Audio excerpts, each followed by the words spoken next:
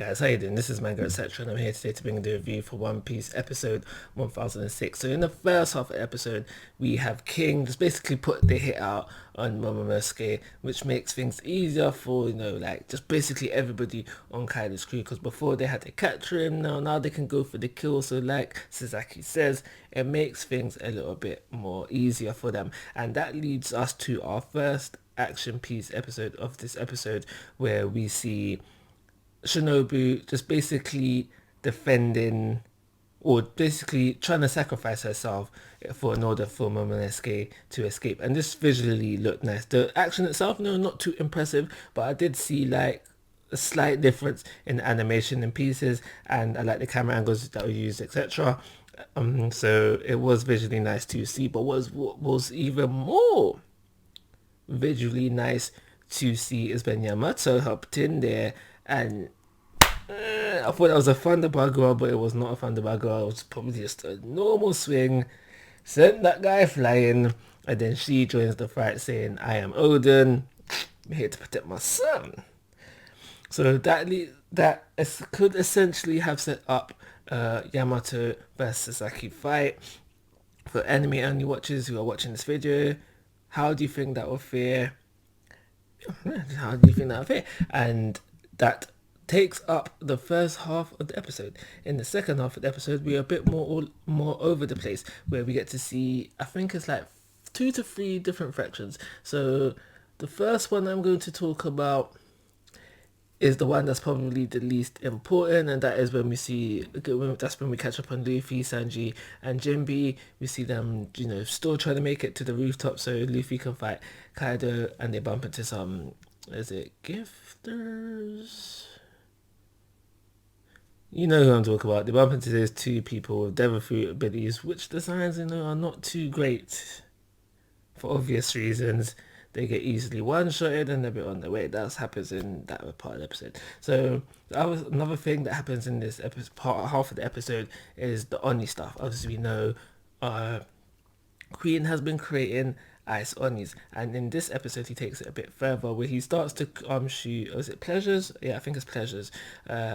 Showing that he doesn't care about his men to some degree, like if you're like a low level, because he mentions the word pleasures, so maybe he wouldn't have done it if it was a gifter or someone higher up. But we now see the kind of mindset of Queen, where he's willing to sacrifice his own in order to please Kaido in the long term, in the overall. So we see Chopper getting mad at this, and then Chopper then states that he won't forgive Queen for this. Now, as a manga reader, I already know where this is heading. It is heading to something I do like, and I will address that in further episodes where things are revealed, because it would be a very minor spoiler. I don't really think you would care. I don't really think there's many Chopper fanatics out there, but at the end of the day, it would be a spoiler.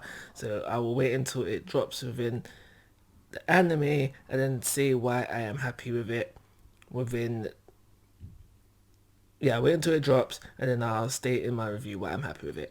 Or you can watch the episode that will be showing itself at the end of the video. It's a Chopper video, so if you want to know more about it, then watch that video. So moving on, and that's probably be the last thing I mentioned for this episode, is that we finally visit where we left off at the end of last episode, which essentially is the rooftop with Kaido versus the Scabbards. So at the end of last episode, the fate of Kiku was left pretty ominous, and now we get a full reveal. She's fine. Well, she's not fine. She's fine for the most part, but she is now missing an arm. She's doing her Shanks impression, but it may have come across to some that she might have been dead. She's not dead, so she's good to go. Like I said, doing the Shanks impression. Kinemon did a patch job. I was going to say healed her, but he did a patch job, and now she's good to go. All the samurai are standing, ready to fight on. And that's it. That's everything that happened in this episode. I think this episode was pretty standard. There was a moment where you have Momosuke, because basically Shinobi was telling him to run in it. So you have that moment where Momosuke is like, is that what a shogun would do in this scenario? And that's good for him, good for Momosuke, because it does show character growth. Because before, when he was first introduced, he just basically portrayed as a crybaby, and maybe back then, in the Pan Cousin days, he would have run, but now he's questioning, like, should he be running? If he's going to be shogun one day, he's maturing. He's maturing, maybe a bit faster for his actual mental age, but he is definitely maturing, and that's probably something that I should mention for the review. But that is the very last thing I've got to say. Like always, guys, I'm asking for your thoughts and opinions. If you haven't already, please subscribe to my YouTube channel. But most importantly, take care. Have a nice day.